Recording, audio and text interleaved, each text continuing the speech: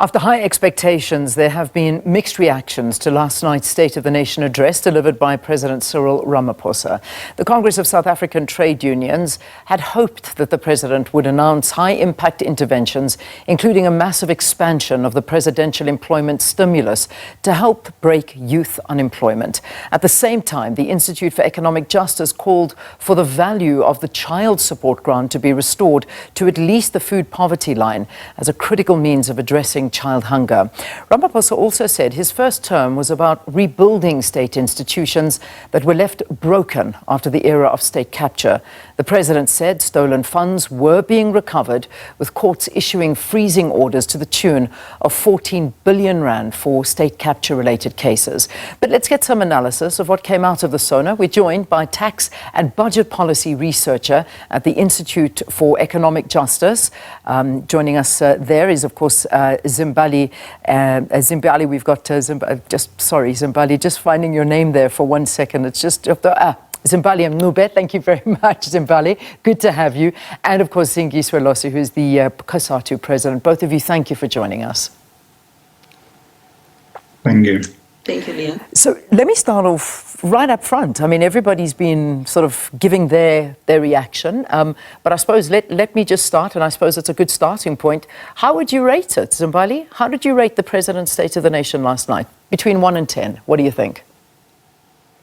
I would say a 3.5 for the multilingualism that the president displayed. But other than that, it's a very underwhelming and disappointing State of the Nation address. Okay, I'll come back to you for more details. And Giswa, give me a rating. What do you think?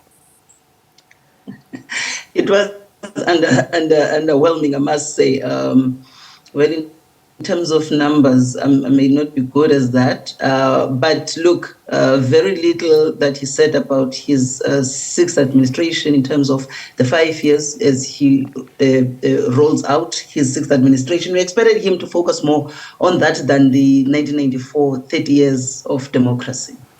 If we come back, Zimbali, let's get a little bit more detail from you. I mean, obviously, I know that there was always a big expectation that there would be the discussions of the 30 years of democracy and that he would go back to the very beginning and talk us through.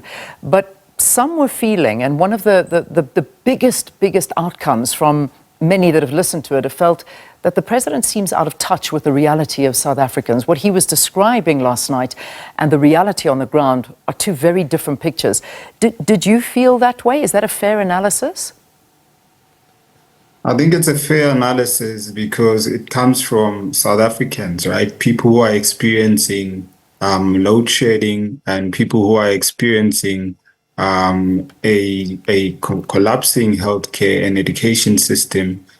Just yesterday, before the president addressed us, we've heard Minister of Health indicating that the healthcare system does not have enough budget to hire enough doctors, despite the level of need that is present on the ground. And so, even though the president has indicated through the story of Tintswalo, the various measures that the post-apartheid administration has undertaken to protect and advance socioeconomic rights, it's still found wanting when you look at the current realities of South Africans, including in some of the flagship programs that he spoke about. I mean, we welcome, obviously, the extension and a commitment to improve the SRD grant, but the reality is that millions of potential beneficiaries still face exclusions because of the new measures that were introduced to enable DSD, the Department of Social Development, to spend this inadequate allocation that was awarded to it by the National Treasury. And so we're still seeing that allocation is decreasing Last year, he announced that it's covering 11 million people. This year, he spoke about 9 million people. So clearly, the numbers are decreasing. However, the need on the ground is still there, as indicated by the high number of unemployment people in South Africa. I mean, we talk about unemployment, and Zingiswa, I think this is a good opportunity to bring you in to talk about this. I mean, as COSATU, you've outlined a list of interventions that you hope that the president would actually have a look at and focus on, including a massive expansion of the presidential employment stimulus to accommodate at least 1 million people by April and 2 million by November this year. To help break the back of youth unemployment, because, I mean, the employment numbers we're looking at, I mean, I'm talking youth unemployment is sitting at about 43.4% of the population. How did you feel about the president addressing particularly unemployment last night? We really don't think that the president did speak much about it, because what we had expected is also to hear the tangibles. Yes, he spoke about the SRT grants, he spoke about the national minimum wage, he spoke about the infrastructure in building the dams, he spoke about the 30,000 new recruits, 10,000 this year, 20,000 that was recruited to fighting crime and corruption in terms of policing. But you spoke about municipalities, for an example, but there's really no tangibles in terms of how that plan is going to be implemented. There are no timelines.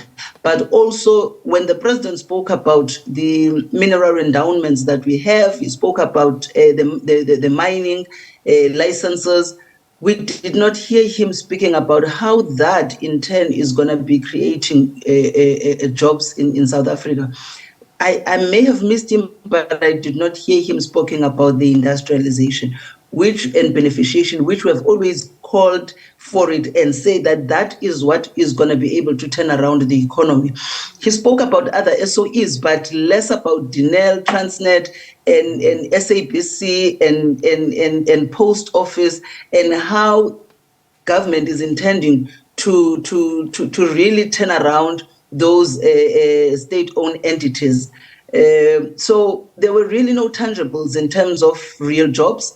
We think the president focused more, as I've said, on the 30 years than on the 5-year administration. What we had hoped for as COSATU is to hear him, this is what we have done since the last SONA. Yeah. And in the next few months that are remaining, this is the plan that government has to ensure that we implement and fulfill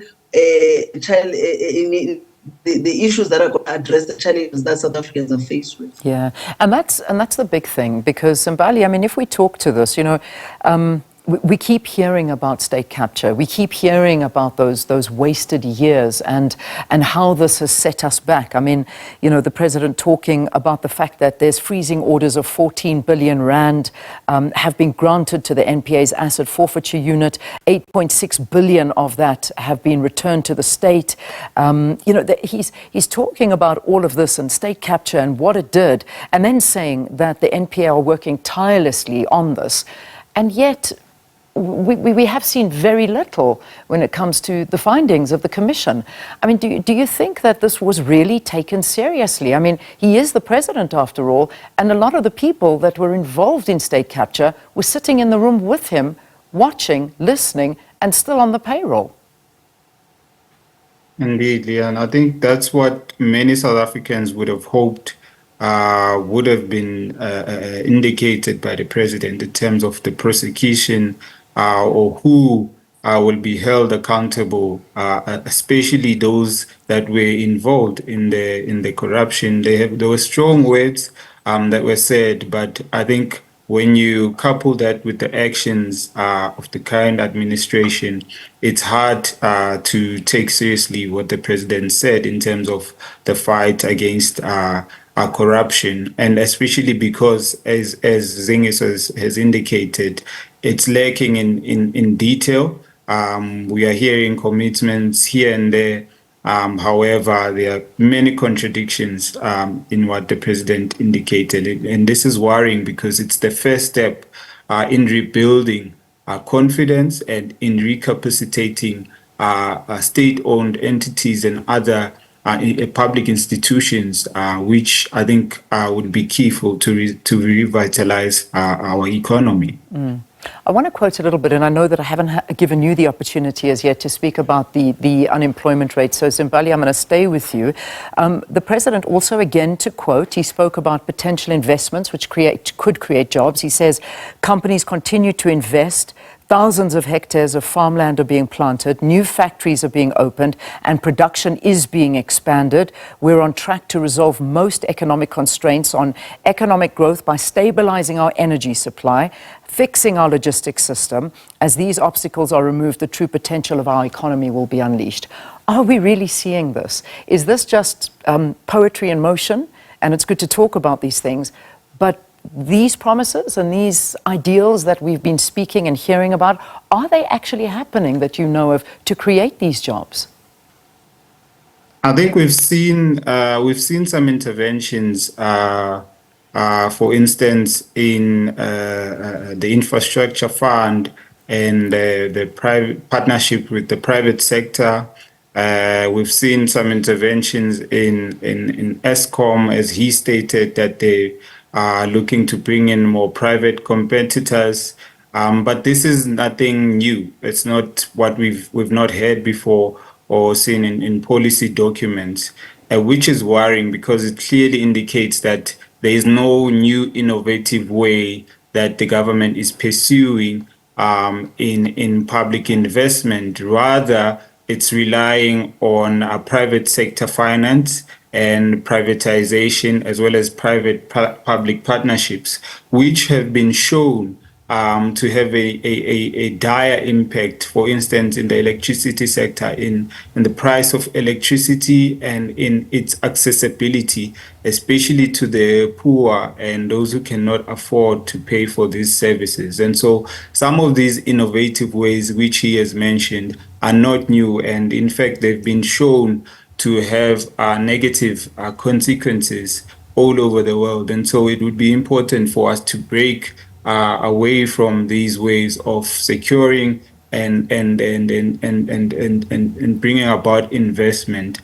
And then I just want to speak on one other point, Lee, and which Zingiswa has touched on, the fact that they reflected on the past 30 years. I mean, the president boldly stated that the economy is 3 times bigger than it was in 1994, which is true. But I think when you look at our peer countries, we are way behind where we should be currently in terms of economic growth, whereas other countries are growing at an annual average of a rate of 4.7%. We are at about 1.2% between 1994 to 2022 rather. And so these are, bold statements, but hollow and lacking in details. Indeed, and that's what we're hoping, and hopefully, I don't know, maybe in the budget speech we'll get a little bit more. But Zingiswa, recently we've been talking to the Minister of Employment and Labour, Thulas Nxesi, announcing the national minimum wage increasing from 25 Rand 42 to 27 Rand 58 from the 1st of March. Again, expectations from the President's SONA in regard to this, and also on the public sector wage bill. Let's talk to that. Look, we are happy and we did welcome the increase on the national minimum wage to 27.58 cents by 1st of March. But we are hopeful that also in terms of the public sector wage bill, we're going to see improvement. Again, the disappointing thing is that in this State of the Nation address, we did not hear the plans of government to cut austerity, to reverse austerity budget cuts that they have announced. You are not going to be able to give services to our people, and the hospitals that are going to be built in Limpopo, in Mpumalanga, and anywhere else, that they are going to be functioning and doing the work that they are intended for. If you deal with austerities in your budget, how are you going to be able to provide the services when you're not filling in needed public vacancies? Also, you have institutions of labor, your CCMA, its budget continues to be cut by Treasury. and workers are the recipient and beneficiaries of this institution, and you are then saying, when you cut spending there and you cut the budget, you are then saying to the workers that we are not going to have enough commissioners, and therefore the simple cases of that national minimum wage, you are giving a worker 27.58 rand. An employer says, I'm not paying you. A worker takes an employer to the CCMA, finds no commissioners that are there because government and treasury has put austerity on these critical institutions in terms of how they are going to be running. So you are giving us on this side, but you are taking away on the other side. Yeah. The impact that will have on the economy, I don't think it will give us our intended expectations, rather than opposite. So we think on the public spending, government needs to understand, and I think it's what Zimbali was saying, you can't rely on the private sector to grow this economy. Government needs to spend money to be able to grow the economy. Yeah. The infrastructure and everything, people need money in order for them to spend in the economy. So when you cut on spending, how are you intending to ensure that people will also liberate themselves from the social relief distress grants that they are made to rely on? Indeed, and the president speaking on all of that, 350 rand, and saying that that will increase. And then very finally, Zimbali, we've got to wrap, but the whole issue about load shedding, and the president saying that we see load shedding, the end is in sight. And then, bang, stage 4 hits us at 2 o'clock this morning. I mean, it's very hard to believe what we are told. But are you optimistic in any way? Because this is a huge, huge issue when it comes to South Africa, is fixing this grid, fixing electricity. It's a deterrent for investors. Yes, indeed. And I think it goes back to my earlier point about the sorts of interventions that government has been making, especially to state-owned entities, which are underpinned by the belief that bringing in the private sector will address most of the challenges that we are facing. And so we've called for a debt renegotiation of Eskom's debt relief, because as you may know, as the Minister of Finance indicated, is attached to stringent conditions, some of which deliberately hamper the capacity of Eskom to invest in generation, and limiting that to private actors. And I think this is worrying and should be addressed in the long term for us to address this issue. Otherwise, we will be in the dark for a long time. All right, Zimbali, got to leave it there. 8 o'clock. Zimbali Mncube, tax and budget policy researcher at the Institute for Economic Justice. And of course, COSATU's president, Zingiswa Losi, talking to us after the post-SONA analysis. And thank you again, guests, for joining us on the program. Indeed, austerity measures, didn't hear about those, but what we do know is there's not even enough money to pay doctors and hire them in hospitals, but still a very bloated cabinet. One of the big issues not discussed.